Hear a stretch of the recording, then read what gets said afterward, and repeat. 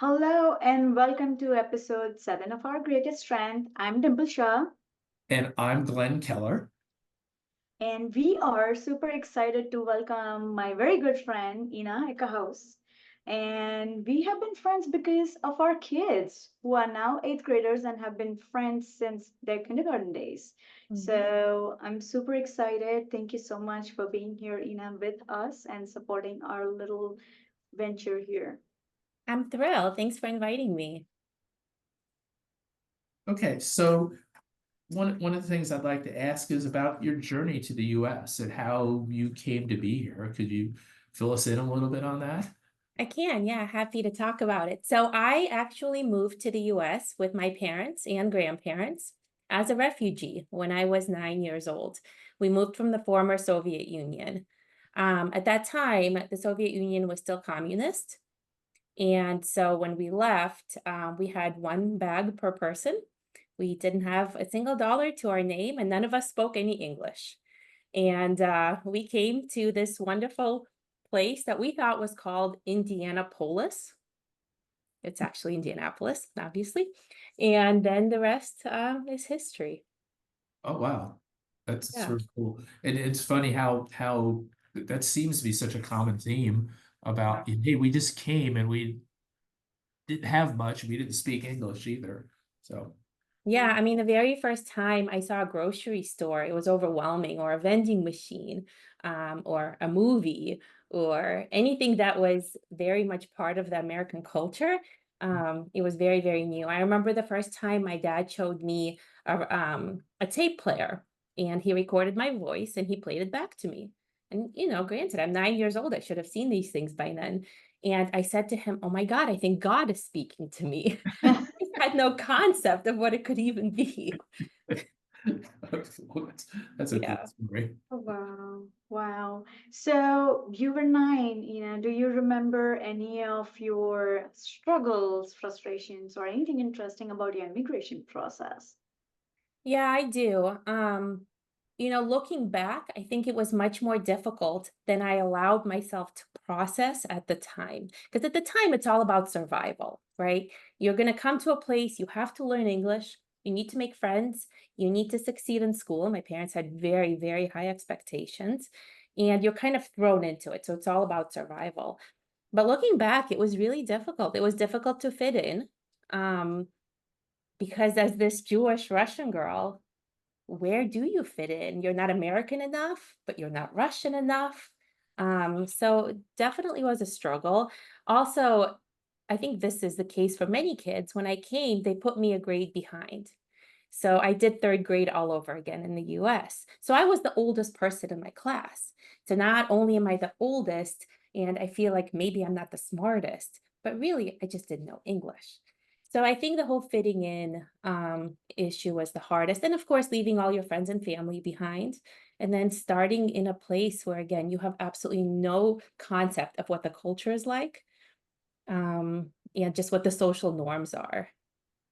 It was difficult. Yeah. But again, when you're in it, it's survival and you just do it. Yeah. And it's just, you're happy doing it. You're happy to be given the opportunity. Interesting. So what are the could you tell us about as an immigrant, what do you find the most difficult about living in the US? And then I'll ask you to turn that around a little bit and talk about what do you find is like the best part about living in the US? As an immigrant, my perspective is that people don't appreciate what they have enough, especially when it comes to the liberties and freedoms that our country gives us. Mhm. Having seen what communism looks like, what repression of thought looks like, what lack of resources looks like, what breadlines look like, we have an incredible society. We have access to just about everything here. And it's difficult to see people not take advantage of that. So I think that's kind of, there's nothing negative that I can say about the US itself. I think really it's the aspect of how others view it.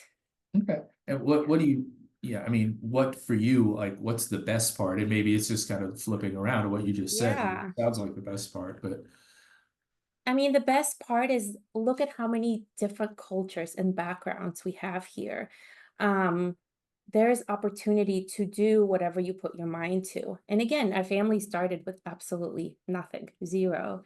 And my parents both ended up being very successful. And I've worked really, really hard to get to where I am as well. And I've had multiple careers at this point in my past. And to be able to do that and do it successfully and be accepted as a woman, being Jewish, being an immigrant, like if I can do it, I almost feel like almost anyone can. So the freedoms that this country gives you, the support that you can get, again, living in the Midwest, I think is incredible in its own. People are very friendly and welcoming and willing to help. Um, I don't know. I mean, obviously we have issues in our country that need to be solved. Every country does, but it's all relative. And the things that need to be solved, I think are solvable. Oh, I think so too. Yes.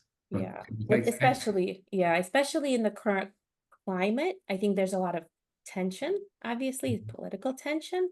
But the intent on both sides is positive, and it's amazing to see the freedom of speech that's yes, allowed to happen. even when we want to drive each other crazy over the freedom. Yeah, But it's we can there. drive each other crazy. And I That's, think most recently, the most difficult thing for me has been seeing the rise of anti-Semitism. oh, sure. Um, Oh my, yeah. that's been very difficult. I have family who's in Israel Mhm. and who is experiencing all of the terrible things that are going on. I have friends who live there. We could have ended up there. It was a toss of a coin whether we ended up in the US or Israel. And so it's difficult to see that go on. And it's my youngest son, Ari, has faced some anti-Semitism at school. So it's just shocking. I never thought I'd see that in my life again. And so that's been probably the most negative part. Oh, I'm sorry to hear that. For sure. Okay, Dimple. Yep. So let's see, you were 9 when you moved, so you must have some memories back home, home country, family. Do you have anything that you miss or any particular memory that you think of time and again? It's a great question because, I really don't miss the Soviet Union as a country at all. Um, I miss some of the close family traditions that we had when we all lived there. I miss getting together around a table to have like that typical Russian celebration with the potato salad and the New Year tree and all of the other things that we had. But those are not things that are specific or special to the Soviet Union. That's just specific to my family and our culture and my memories. So nothing specific with the country itself. We're all a little nostalgic for our childhoods. I think it's more of that. Yeah, Yeah. interesting. So if someone were to ask you what's the best reason to travel to the US, what would you tell them just to visit? Yeah. So the US is an incredibly vast place. Um, personally, I've gotten the opportunity to travel all over the world. And every time I go to a new place, I love to dive into the culture and the food and get to know what the people are like. And in the US, you take that and you multiply it, and you have almost an entire continent of it. So whether you're on the West Coast or the East Coast, you're going to have a completely different experience. If you're somewhere in Appalachia or you're in the southern states, you're going to have a different experience. And so I love the vastness again of the cultures that we have here, of the climate that we have here, of the scenery that we have here. You absolutely can't say that one part of the country is anything like a different part of the country. And so if you're coming to the US, take the time and really travel. Don't just land in New York. Don't just land in Chicago. Get to know what the Midwest looks like, what the Southwest looks like. Because for me personally, going to these places is just as exciting as traveling overseas because they are that different from one another. Okay, It thank you. is so huge. I agree. I mean, it took us so many years to cover the entire US alone, because places are just so, even when our friends are traveling to the US, they are like, okay, we're coming in, like visiting only for like a few weeks, and oh, we are on the East Coast. We don't have time to go to the West Coast because it does take time to go through one end of the country to another. Like I said, it's almost like a continent, but it's different everywhere. Experiences are is. just different in every state, excuse me. And the communities are different. If you go to Miami, I used to travel there for work quite a bit as well. There's a huge Cuban community there, Oh, yes. and Cuban food and culture. And, where we live, there's a big Asian community. And so you also need to really dive in and kind of experience what that life is like, talk to the locals, attend some of the local restaurants, things like that.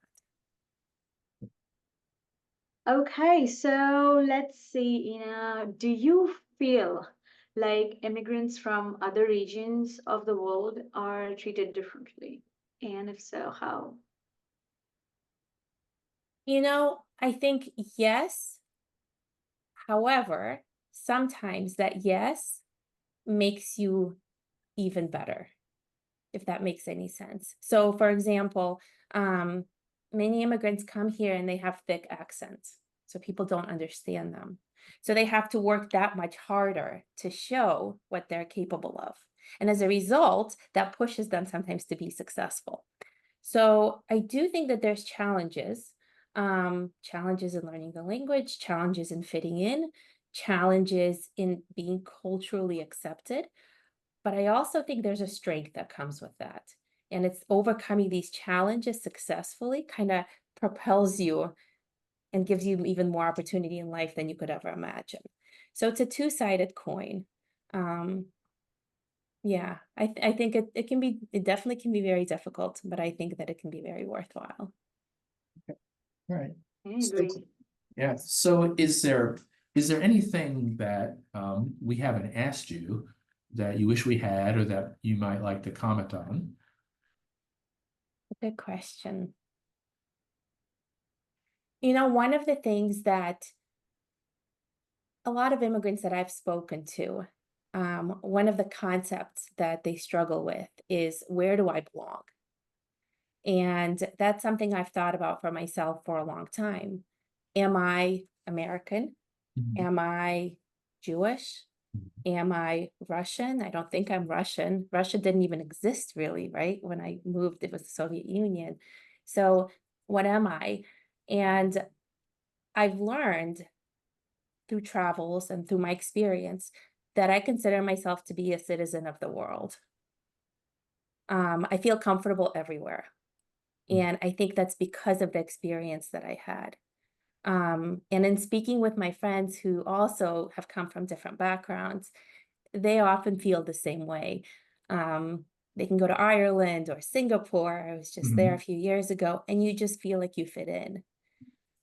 So I think that's a lesson that I've had to explore for myself and learn about. But I think probably it applies to more people than just me. Okay. Well, I love that. thank I you. love that. And I can speak from my personal experience. Sometimes I feel like as immigrants, we put a lot of pressure on ourselves. Oh my Find gosh. answers to these questions that, oh, who am I? Where am I? Should I change my accent? Well, for me, when I came in, I didn't have an accent. You had an accent.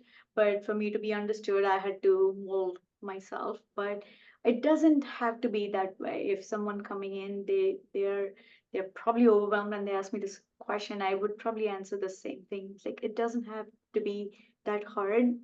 It feels daunting getting into a new country, but I also tell my son, because obviously he looks different, not a Mhm. typical American, right? So I'm like, well, you just identify yourself as a human and you don't have to worry if you're Indian or if you're American. But mom, I was born here, so I'm American, but my parents are Indian. And it's like, just take whatever you like from both cultures and make it yours. And That's it right. doesn't have to be that difficult. So That's right. I love that. I love that too. Yeah.